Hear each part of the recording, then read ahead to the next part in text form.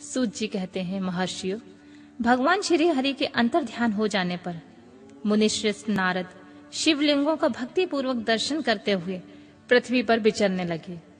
ब्राह्मणों, भूमंडल पर घूम फिरकर उन्होंने भोग और मोक्ष देने वाले बहुत से शिवलिंगों का प्रेम पूर्वक दर्शन किया। दिव्यदर्शी नारद जी भूतल के तीर्थों में विचर रहे हैं। इस समय उनका चित्त शुद्ध है।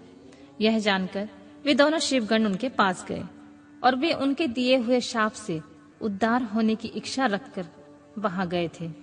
उन्होंने आदर पूर्वक मुनि के दोनों पैर पकड़ लिए और मस्तक झुकाकर भली भांति प्रणाम करके शीघ्र इस प्रकार कहा, ब्राह्मण, हम दोनों शिव के गण हैं। मुने, हमने ही आपका अपराध किया है। राजकुमारी श्रीमती के स्वयंवर में आपका चित्त माया से मोहित हो रहा था।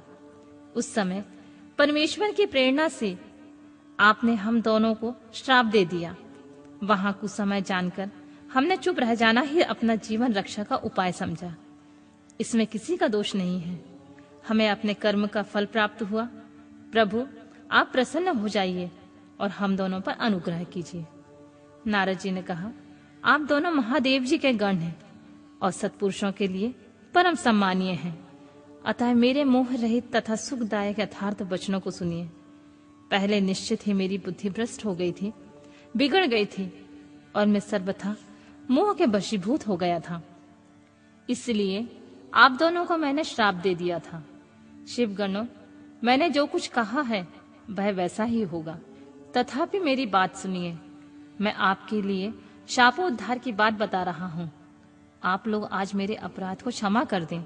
मुनिवर, विश्रवा के वीर से जन्म ग्रहण करके आप संपूर्ण दिशाओं में प्रसिद्ध कुंभकर्ण रावण राक्षस राज का पद प्राप्त करेंगे और बलवान वैभव से युक्त तथा परम प्रतापी होंगे।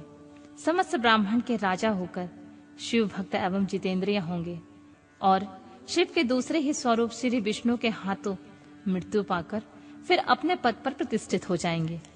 सूत जी कहते हैं, महर्षियों, महात्मा नारद मुनि की यह बात सुनकर वे दोनों शिवगण प्रसन्न और सानंद से अपने स्थान को लौट गए।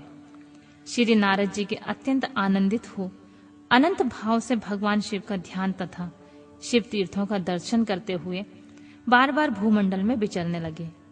अंत में वे सबके ऊपर विराजमान शिव प्रिया काशीपुरी में गए, जो शिव स्वरूपनी एवं शिव को सुख देने वाली है। काशीपुरी का दर्शन करके नारद जी कृतार्थ हो गए। उन्होंने भगवान काशीनाथ का दर्शन किया और परम प्रेम तथा परमानंद से युक्त होकर उनकी पूजा की।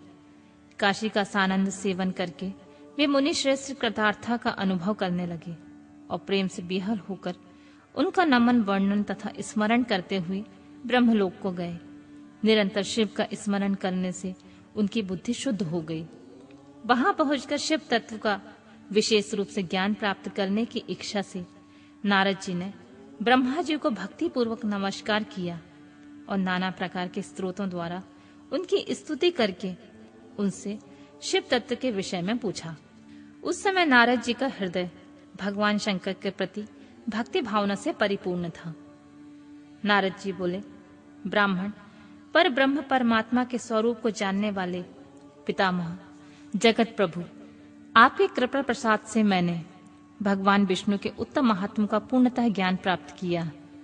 भक्ति मार्ग, ज्ञान मार्ग, अत्यंत दुस्तर तपो मार्ग, दान मार्ग तथा तीर्थ मार्ग का भी वर्णन सुना, परंतु शिव तत्व का ज्ञान मुझे अभी तक नहीं हुआ है। मैं भगवान शंकर की पूजा विधि को भी नहीं जानता हूँ। अतः प्रभु, आप क्रमशः इन विषयों को तथा भगवान शिव के विभिन्न चरित्रों को, उनके स्वरूप तत्व, प्राकट्य, विवाह, गाहस्थ धर्म सब मुझे बताइए।